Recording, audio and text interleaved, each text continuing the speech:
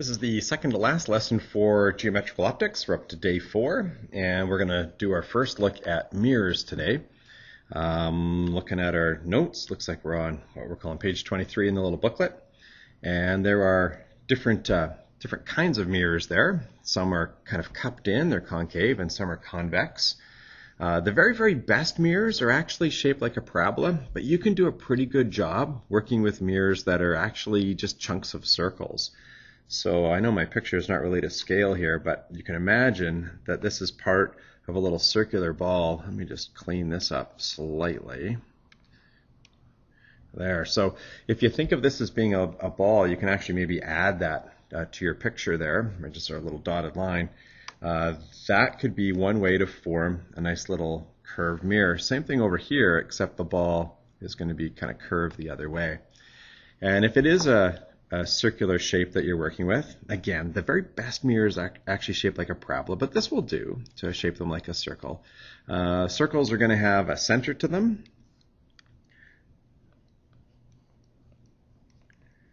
And then they're going to have this other spot over here. This is actually going to be the focal point. And it turns out, obviously the distance from the center to the edge, that's a radius. And then this focal point, that's the distance right in there, that's f. That focal point, it turns out, is half the length of the radius. So there's a nice little rule out here that says, yeah, the radius itself will be 2 focal lengths out. The same thing is true over here, although it's not quite drawn nicely to scale. Maybe I can fake it a little bit by moving that over. That's a bit better. Not much, but a little better. So this is your center for this picture. And then I've got a focal point right there that's half as far away as the radius. Okay, so what's special about these mirrors? Well, this mirror that's over here on the left, this one is actually converging. It's going to bring rays together. In opposite to lenses, to be a converging mirror, it actually has to be concave, whereas a converging lens was actually convex. But other than that, I think you're going to find the story for the optics for this half of the unit's the same as the first half. If a ray came in parallel to the principal axis, perhaps from the sun, because it's so far away, they're basically parallel, what you would find is that these rays, when they hit the mirror, they're going to bounce off, do a nice little reflection, and they're going to go right through the focal point. So if you were to put some, marshmallows or hot dogs there, you could cook them. Things are going to get super hot right there at that focal point. And that focal point is 1 focal length away, and that focal length is half the radius. And then I guess, the radius is half the diameter. So if they ever tell you the diameter of the ball, you could cut it in half to get radius, and then cut it in half again in order to find the focal length. So that's a converging mirror. Over on the other side, we've got a diverging mirror. It also has a single focal point to it, but it's going to be on the other side, kind of on the dull side. And what happens here now is when the sun's rays come in parallel, they're going to hit the mirror, and if I line my ruler up with the focal point, I can see which way to draw these rays. They're going to bounce off like that. Same thing with another one. Coming in straight, I line my ruler up back here with the focal point, and then I go, oh, okay, and then it ricochets off like that. And you can see the rays are now getting farther apart. So the picture on the left has the rays coming together, actually touching in one point, and the one on the right has them going farther apart. Okay, the sign chart. This is basically where we say, okay, how do we figure out whether things are positive or whether they're negative? The best situation probably looks exactly like this, where you would have some sort of distance from your object over to the mirror. Okay, so we're going to call that like a DO. And then there's an image, hopefully, that we can form. Right, some sort of DI. And then there'll be some sort of focal length out to the focal point. Here's the rule. It's actually literally this simple. This is what we use as a test in physics to see when things are positive or negative. I'm going to say when objects, images, or focal points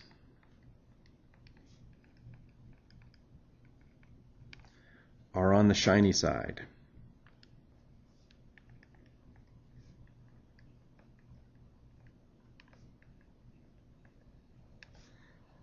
then distances are positive.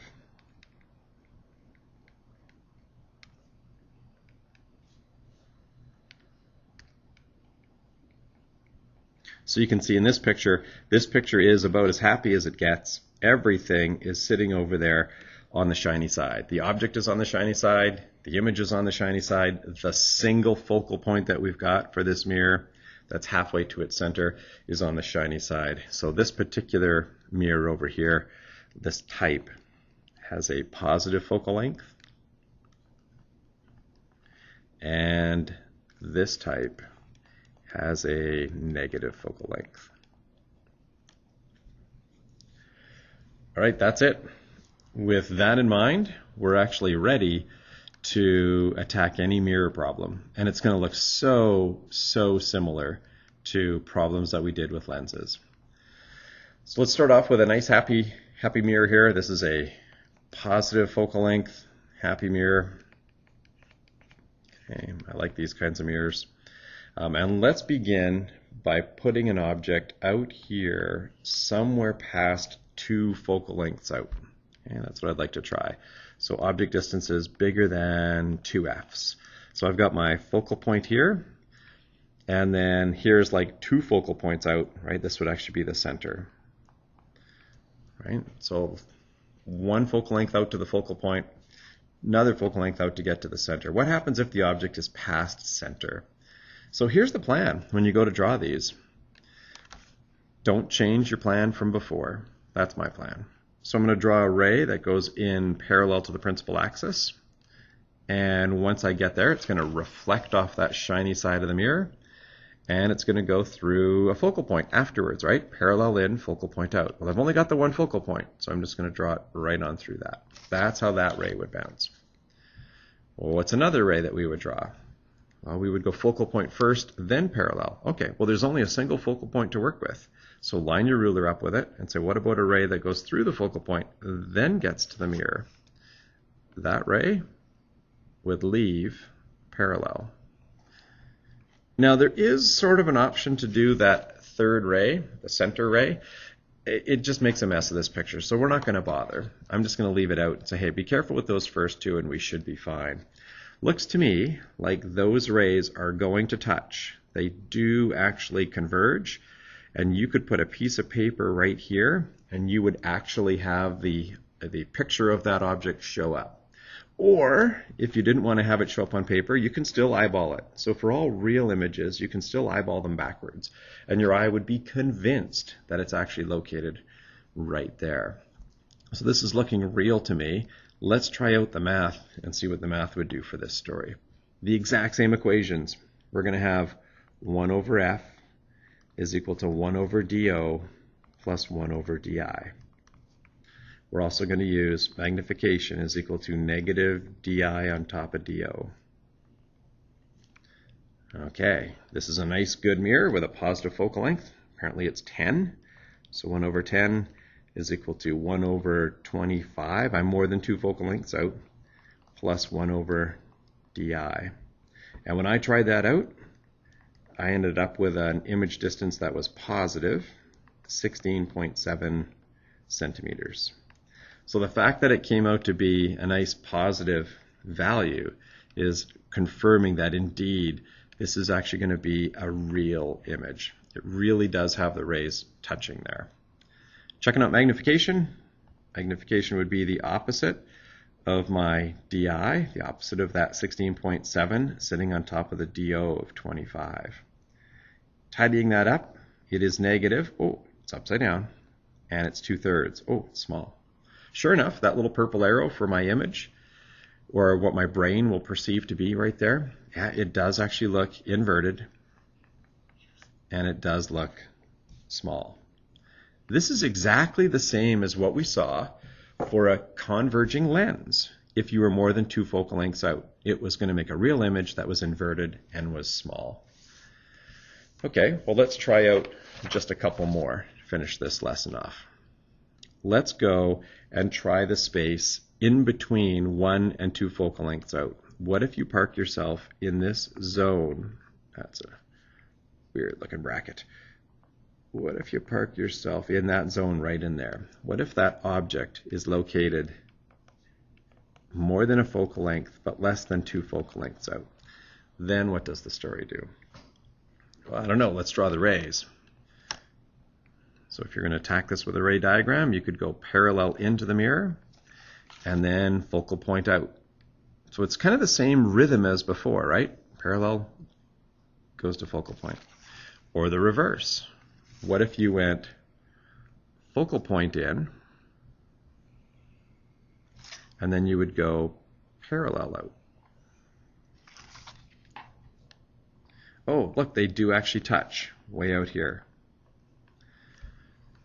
So you could put paper there, and you would actually see an image show up on paper. You have to be a little creative to make sure you're not having the object in the way of these rays as they come back to land on the paper. So maybe, like I've got here, have one a little bit off above the principal axis, one below, but it does actually work really, really well.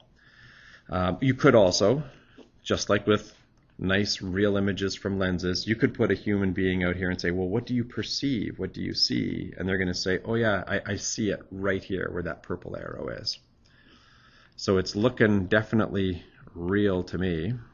Let's see what the math says for the numbers. So here I would go 1 divided by 10 for my focal length is equal to 1 over 15 in this story, just looking at the header at the top of the page there, plus 1 over di. And the math comes back and it says, hey, I've got a positive answer for you, positive 30. Okay, so it's definitely real because it's positive, and it's 30 centimeters away. Magnification would be the opposite. It's always got an opposite to it. Opposite of 30 divided by the 15. Oh, okay. Magnification is -2. So again, because that image distance came out positive, that confirms for me that this is definitely going to be a real image. Magnification was negative, so it is inverted, and a 2, it is going to be big. That happened also for lenses. When you were in between 1 and 2 focal lengths out, you would get a real inverted big image. If you were to be right at 2 focal lengths out, we're not going to do that in the notes here, but if you were right here, it would be real inverted and the exact same size, just like with lenses. Well, let's look at one more zone. You know, just like with lenses, if you now put the object at the focal point, it's a disaster. Nothing works at all. But if you go in, it's the last one we'll do for this lesson, if you go in smaller than a focal length and then try this out, what about, you know, in this zone right in there? So what happens when the DO is less than a focal length? Well, let's give it a shot. Let's see what happens. If you're wondering, yep, it's going to be exactly the same story as for lenses. Okay, so parallel in and then focal point out. Okay, well, the focal point's that first dot because the second dot's the center. Okay, so that goes like that. Okay, the next one. It's supposed to be focal point in and then parallel out. Well, that's a bit odd, right? How do I do focal point in? And the answer is just like before. Kind of back align your ruler. So your ruler sits kind of like this while you draw that straight line.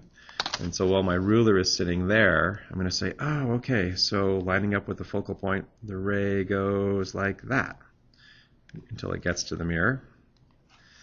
And then it's going to bounce back straight out. Oops, I can clean that up a little bit here.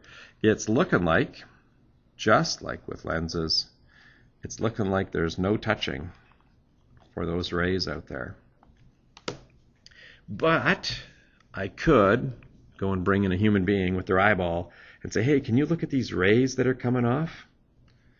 What do you think? And they're going to sit there and go, give me a minute.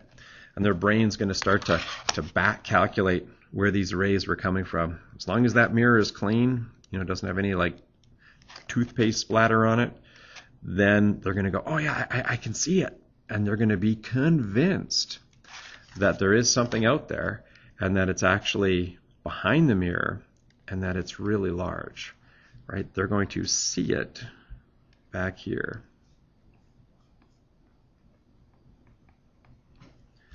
So it's not on the shiny side of the mirror, it's on the dull side, right? So it's behind the mirror.